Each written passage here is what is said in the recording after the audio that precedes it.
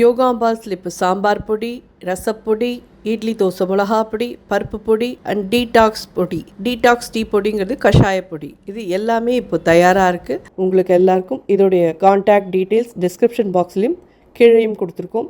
WhatsApp number அது வழியாக நீங்கள் உங்களுக்கு என்ன தேவையோ அதை தொடர்பு கொண்டு நீங்கள் பதிவு பண்ணிடலாம். அதை அனுப்பி வைக்கிறதுக்கு நாங்கள் கடமைப்பட்டிருக்கோம். வணக்கம், நான் உங்கள் அபிமான யோகாம்பாள் சுந்தர்.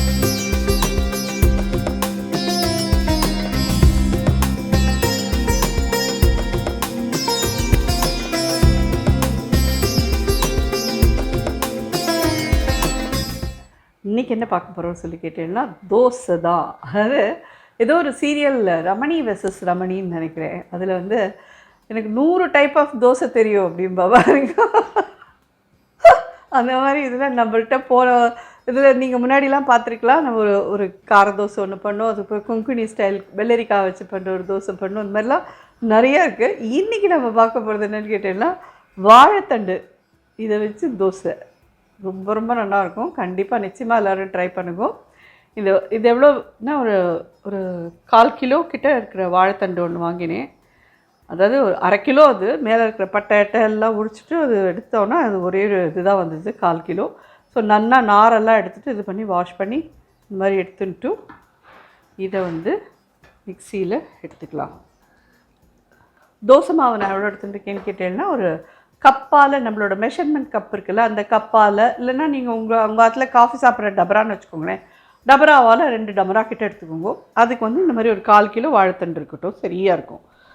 இது வந்து ஹை ஃபைபர் வாழைத்தண்டு. வந்து நறுக்கிறதுக்கே நிறைய பேர் சோம்பேறித்தனப்பட்டிருந்தா இதை வந்து நம்ம யூஸ் பண்ணுறதே இல்லை. கால்சியம் இருக்குது, நிறைய ஹை ஃபைபர், கிட்னி ஸ்டோன்ஸ் எல்லாம் ரிமூவ் பண்ணக்கூடியது இதுக்கு உண்டு. ஸோ இது வெறுமே சூப் மட்டும் பண்ணி சாப்பிட்டோன்னா சூப்பில் இருக்கிறதுல இந்த நாரெல்லாம் நம்ம தூக்கி போட்டுருவோம். அதுக்கு நம்ம இந்த மாதிரி தோசையில் இது பண்ணோன்னு வச்சுக்கோங்க, நல்லாவே வரும். இது மாதிரி எடுத்துருங்க. எவ்வளோ தூரம் முடியுமோ அவ்வளோ தூரம் எடுத்துகிட்டு இதோட கூட 1 2 பச்சை மிளகா வச்சுருக்கேன், ஒரு 1/4 ஸ்பூன் ஜீரகம் வைக்கிறேன். அதே மாதிரி இது அரிசி மாவு 1 ஸ்பூன் 2 ஸ்பூன். பிகாஸ் நம்ம அது ஆற்றுல இருக்கிறது வந்து இட்லி கம் தோசை மாவாக தான் நம்ம அரைச்சிருப்போம். ஒரு கால் அதில் உளுந்து ஜாஸ்தி இருந்ததுன்னா எடுப்படாத போயிடுமோன்றதுக்கோசரம் ஜஸ்ட் ஒரு 2 ஸ்பூன், இந்த ஸ்பூனால் 2 ஸ்பூன் அரிசி மாவு போட்டிருக்கேன். இந்த இதுக்கு மட்டும் வாழைத்தண்டுக்கு, ஏன்னா மாவில் ஆல்ரெடி உப்பு போட்டிருக்கோம், இந்த இதுக்கு மட்டும் தேவையான அளவுக்கு உப்பு ஒரு 1/4 டீஸ்பூன் போட்டுக்கிறேன். கொஞ்சமாக தண்ணி விடுறேன். இதை நல்லா அரைச்சி எடுத்துன்னு வந்துட்டு இதில் கலக்கலாம். பார்த்தீங்கன்னா ஜம்முன்னு அரைச்சாச்சு. இந்த மாதிரி நல்ல கொஞ்சம் அதோட இது இருக்கும், அதனால் ஒன்றும் தப்பு கிடையாது. நம்ம தான் தோசை மாவு நல்லா இதுவாக அரைச்சிருக்கோம் இல்லையா. இந்த ஃபைபரை நம்ம வேஸ்ட் பண்ணக்கூடாது. இது நம்ம வயிற்றுக்குள்ளே போகணுன்றதுக்கோசரம் தான் இந்த மாதிரி தோசையே நம்ம இதை எடுத்துக்கிறோம். இதை அரைச்சாச்சு. இப்போது மாவில் கொஞ்சம் கருவேப்பிலை நல்லா பொடியாக கட் பண்ணிவிட்டு போடுங்க. இந்த அரைச்ச இந்த இதையும் இதில் ஆட் பண்ணலாம். நல்லா மிக்ஸ் பண்ணிக்கோங்க. இதில் வந்து நிறையா கொத்தமல்லியும் போடுங்க. பச்சை மிளகா நான் எங்களுக்கு 2 தான் தாங்கும், அதனால் நான் 2 தான் போட்டிருக்கேன். உங்களுக்கு நல்லா ஒரு 2-3 இருக்கட்டும் அப்படின்னா கொஞ்சம் நல்லா இது காரசாரமாக இருக்கட்டும் தோசை அப்படின்னா பச்சை மிளகா இன்னும் 2 கூட ஆட் பண்ணிக்கோங்க. நான் சொல்கிறேன்னு வழி நிறைய பேர் இந்த நாளில் காரம் சாப்பிட்றது இல்லை. காரம் சாப்பிட்றவா ரொம்ப கம்மியான பேர் தான். ஆனால் காரமாக வேணுங்கிற வாழ்க்கை கண்டிப்பாக காரமாக சாப்பிட்டா தான் பிடிக்கும். ஸோ நல்லா ஜோராக கலந்து வச்சிட்டோம். இப்போது அடுப்பை பற்ற வைக்கலாம். இதை வந்து நான் பண்ணிவிட்டு இது கூட வந்து இன்னொன்று என்ன பண்ண போகிறேன்னு கேட்டேன்னா அது வந்து இன்னும் இன்ட்ரெஸ்டிங்கான ஒரு இது தான். என்னென்னு கேட்டேன்னா மாங்காய் சம்மந்தி அப்படின்னு சொல்லிட்டு ஒன்று பண்ணுவாள் கேரளாலலாம். அந்த ஒரு தொகையில் தான் நான் பண்ண போகிறேன். ஸோ இதுக்கும் அதுக்கும் மேட்சிங் டக்கராக இருக்கும், நிஜமாக சொல்கிறேன். சாப்பிட்டு பாருங்க, அதுக்கப்புறமா எப்படி இருந்தது யோகாம்பாள்கிட்ட சொல்லுங்க. ஏன்னா நம்ம எல்லாத்தையுமே ரூம் போட்டு யோசித்து காம்பினேஷன் பார்த்து சாப்பிட்றோம், அதனால தான் இப்படி இருக்கும்.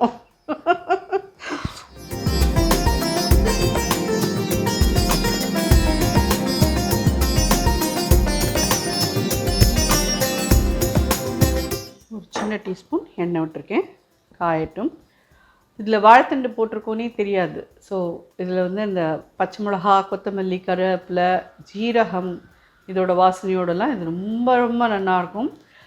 நிச்சயமாக குழந்தைகள் எல்லாமும் நீங்கள் சாப்பிட வச்சிட முடியும். ஸோ ஏன்னா தோசை சாப்பிடாத குழந்தைகளே இருக்க மாட்டா. தோசை எல்லா குழந்தைகளுக்கும் பிடிக்கும்.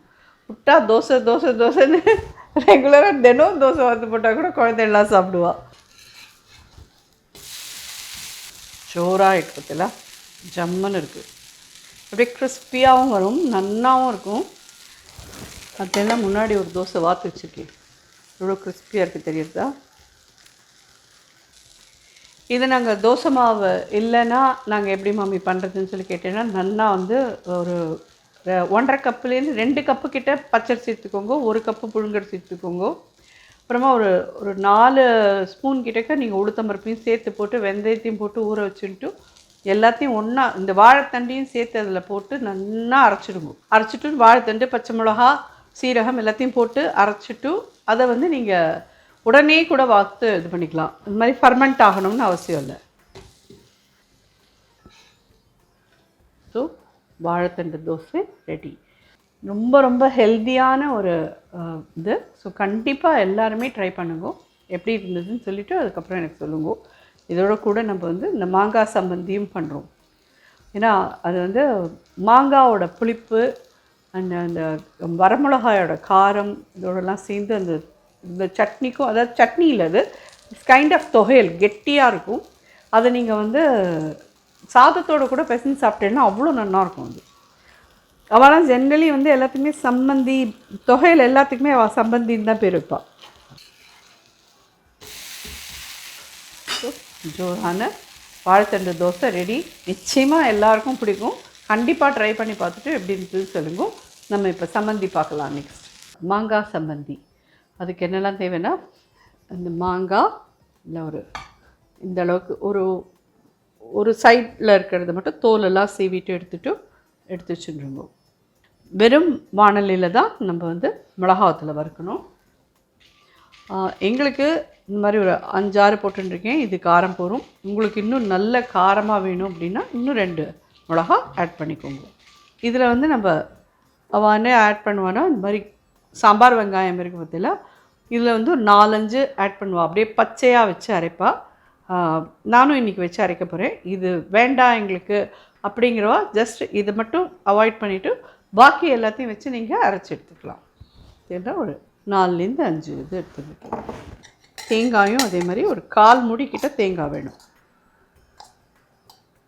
இதில் இன்னும் முடியல, இது வறுப்பட்ட, இது ஏன் வெறுமை வறுப்படணும் அப்படின்னு சொன்னீங்கன்னா, இதில் வந்து பச்சையாக தேங்காய் எண்ணெய் விட்டு அரைப்பா. அதுதான் அங்கே இருக்கிறது. அட் த சேம் டைம் தண்ணியே விட மாட்டா. இப்போது அடியில் வெங்காயம் போட்டிருக்கேன், மேலே இந்த தேங்காய் போட்டிருக்கேன். இந்த வரமிளகாயும் வறுத்துட்டு அதில் போட்டுட்டு மாங்காயும் போட்டு அப்படியே அரைச்சிடணுமே ஒழிய தண்ணி விடவே கூடாது. கெட்டியாக இருக்கும். இது கையால் உருட்டினா அழகாக பால் மாதிரி உருண்டு வரும். அது வந்து சாதத்தோடு பிசைஞ்சு சாப்பிட்டாலும் ரொம்ப ரொம்ப நல்லாயிருக்கும். இந்த மாதிரி தோசைக்கெல்லாம் சூப்பராக இருக்கும். நிச்சயமாக கொஞ்சம் கலர் மாறணும். உங்களுக்கு வறுப்பட்டதுன்னா அது கருப்பாகும் இல்லையா, அந்த மாதிரி ரொம்ப கருப்பாகிடக்கூடாது. மீடியமில் வச்சுட்டு வறுத்துருங்க. ஏன்னா இது வறுப்பட்டால் தான் உங்களுக்கு நல்லா அரைப்படும். அதனால்தான் தொகைகளுக்கு தேவையான உப்பு ஒரு 1/2 டீஸ்பூன் கிட்ட ஆட் பண்ணுறேன். நல்லா இது வறுப்பட்டு இந்த ஸ்டேஜில் ஒரு டீஸ்பூன் கிட்டக்க இந்த சட்னிலே அரைக்கிறதுல விட்டுருங்க. ஜஸ்ட் ஒரு ஃபியூ ட்ராப்ஸ் இந்த மிளகாவத்தில் இதில் விடுங்க. ஆயிடுத்து இது வறுப்பட்டுட்டு சத்தமே உங்களுக்கு டிஃப்ரெண்ட்டாக கேட்கும். வறுப்பட்டதுன்னா பச்சையாக கண்டிப்பாக இந்த இதில் ஒரு ஸ்பூன் கிட்டக்க தேங்காய் எண்ணெய் விட்டுருங்க. அது ரொம்ப அவசியம், மஸ்ட். சின்னதாக தான் வச்சுருந்தேன், அடுப்பை அணைச்சிட்றேன். மிளகாவத்துலேயும் இதில் எடுத்தாச்சு. மாங்காயும் இதில் ஆட் பண்ணுறேன். ஸோ இதை அப்படியே நல்லா கெட்டியாக அரைச்சிருந்து, ரொம்ப வழுமுன்னு அரைக்காதீங்க. ஒரு மாதிரி கொஞ்சம் குறைன்னு இருக்கிற மாதிரி அரைச்சி எடுத்துகிட்டு வந்துட்டு பார்க்கலாம். நல்லா கெட்டியாக அரைச்சாச்சு. இப்படி நல்லா உருட்டினெல்லாம் அழகாக உருட்ட வந்துடும். இப்படி தான் இதை வச்சு அப்படியே சாதத்தில் தொட்டுன்னு சாப்பிடுவா. நம்ம வந்து இன்றைக்கி தோசைக்கு தொட்டுன்னு சாப்பிட்றோம். ஜோரான வாழைத்தண்டு தோசையும் மாங்காய் சம்மந்தியும் சூப்பராக இருக்கும். சாப்பிட்டு பார்த்துட்டு எப்படி இருந்தது எனக்கு ஃபீட்பேக் சொல்லுங்க. வெரி டெம்ப்டிங் ரெசிபி ரிஜே, ரியலி சொல்கிறேன். சாப்பிட்டு பார்த்து பண்ணி நான் எனக்கு பேச முடியல. எனக்கே நாக்கில் எச்சு ஊறுறது பார்த்துக்கோங்க. அந்த அளவுக்கு அவ்வளோ நல்லாயிருக்கும். நிச்சயமாக ட்ரை பண்ணி பார்த்துட்டு எப்படி இருந்தது எனக்கு ஃபீட்பேக் சொல்லுங்க. ரொம்ப சூப்பராக இருக்கும். நோ சான்ஸ் இது. நீங்கள் இது கிட்டத்தட்ட நம்மளோட மாங்காய் சட்னி தானே மேடம், மாங்காய் தொகையல் தானேன்னு கேட்கலாம். எஸ், கிட்டத்தட்ட நம்மளோட மாங்காய் தொகையல் தான். ஃபார் சின்ன அடிஷன் அதில் அது பச்சையாக வெங்காயம் சேர்க்கறது அண்ட் தேங்காய் எண்ணெய் சேர்க்கறது, இதெல்லாம் ஒரு வேறு டிஃப்ரெண்ட்டான ஒரு வெர்ஷனில் ரொம்ப நல்லாயிருக்கும். அதனால் ட்ரை பண்ணி பார்த்துட்டு எப்படி இருந்தது ஃபீட்பேக்ஸ் இருந்து. நன்றி, வணக்கம்.